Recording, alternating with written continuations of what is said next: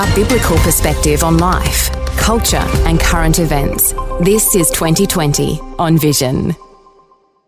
We're back today talking about the relationship that Christians have with the Jewish people. Schmuel Junger lives in the biblical heartland of Samaria. His family is part of the fourth generation of pioneers in the land of Israel. He holds degrees in law and in Jewish history, complemented by 7 years of intensive study of the Bible. He is director of the Christian Friends of Israel Community's Heartland, and he is our special guest for these next few minutes. Schmuel, a special welcome along to 2020. Thank you. Shalom, everyone. Great to be here. Hey, Schmuel, there's lots of good things to talk about so far as relationship between Christian people and Jewish people. But let me ask you about a few of the breaking news items that are happening just this week. Hamas released another hostage, the American hostage, Eden Alexander, and I wonder if you've got any thoughts on that, because there's been all sorts of ultimatums that have been issued to Hamas to release those hostages, but there's delays and all sorts of things that maybe even tactics in the way that the negotiations happen. Have you got any insights? Neil, I think your question already have half of the response. You called Eden the American hostage. And it's funny because he was an Israeli soldier. So let's elaborate about the topic. The truth is this. Eden Alexander is an Israeli. He also has an American passport and he used to live in America. And what happened now is something that in the beginning of the war, after the beginning of the hostages deal, we didn't want to happen.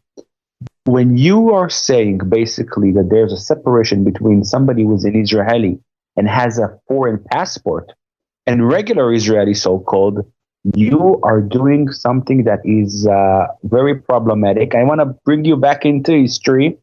I'm sure your listeners remember the heroic incident of the Entebbe, when the Air France plane was kidnapped into Entebbe, and there was the same issue that the terrorists there decided to differentiate between people who has foreign passports and Israeli passports. Why is it so important, Neil?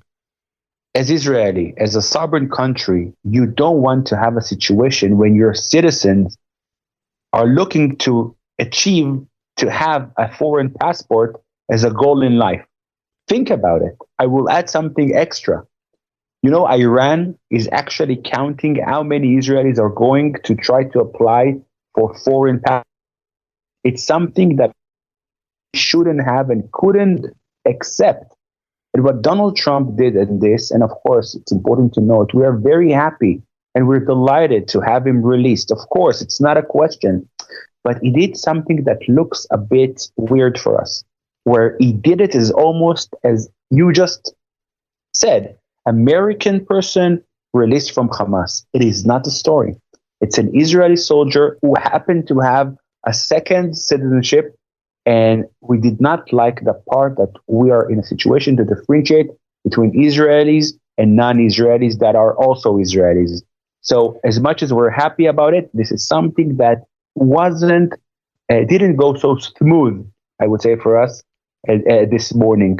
Of course, being released is the most important thing. But as an Israeli, one would ask himself, so now that's the drill. I need to have a second passport to make sure people are going to take care of me. That's a question mark.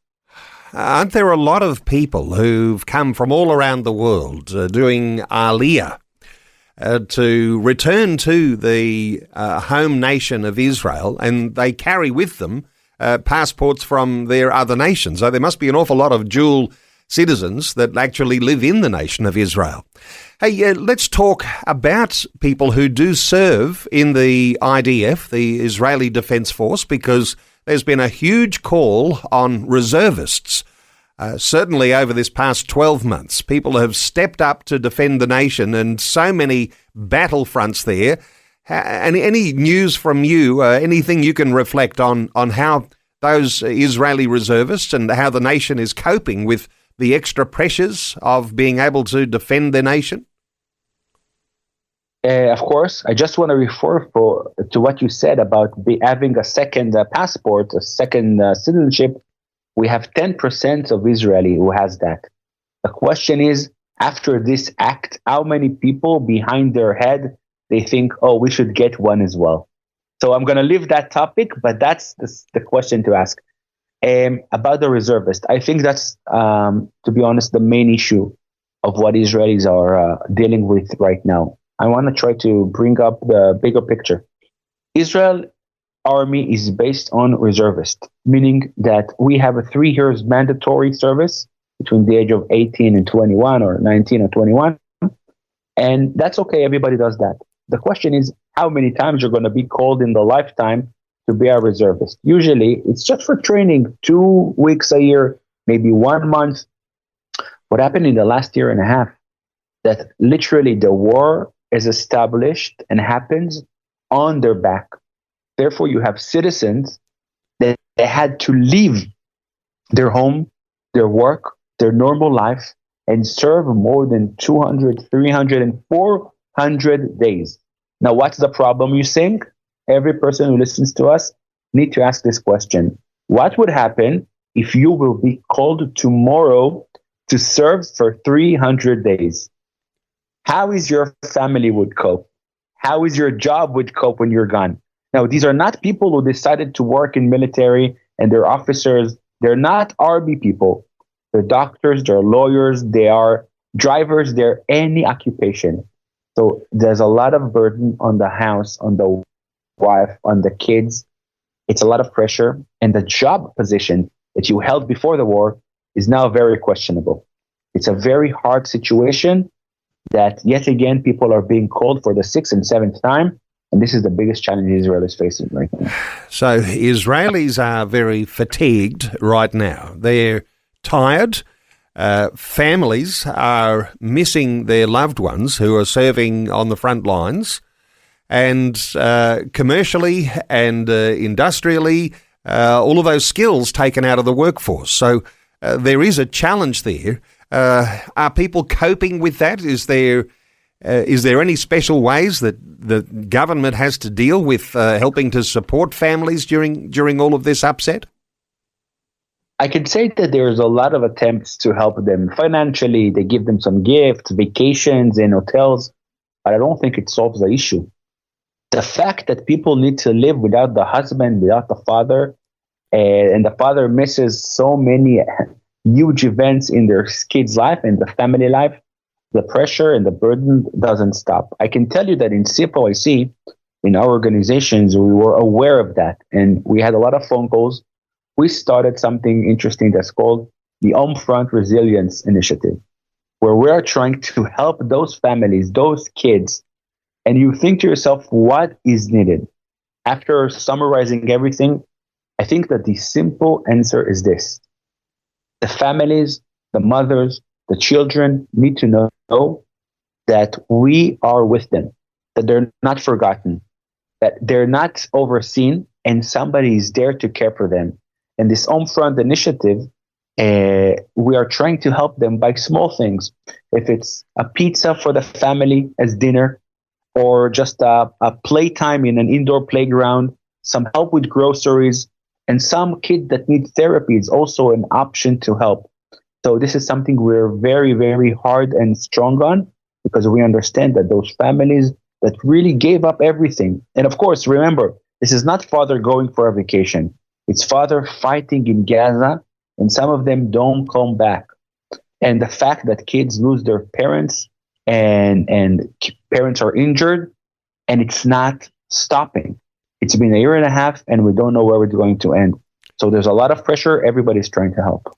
There are personal and there are family stories that you're able to reflect on, and the good work you're doing with Christian Friends of Israel Communities Heartland. Your organisation helps to connect Christian people from around the world to support those Israeli families who are going through this hardship. Is there a good response that's coming from Christians around the world? How do you reflect on that? I think, and this is the reason why I came to Australia this time. And We're coming every year, but I can tell you that the support in Australia more than doubled in the last year.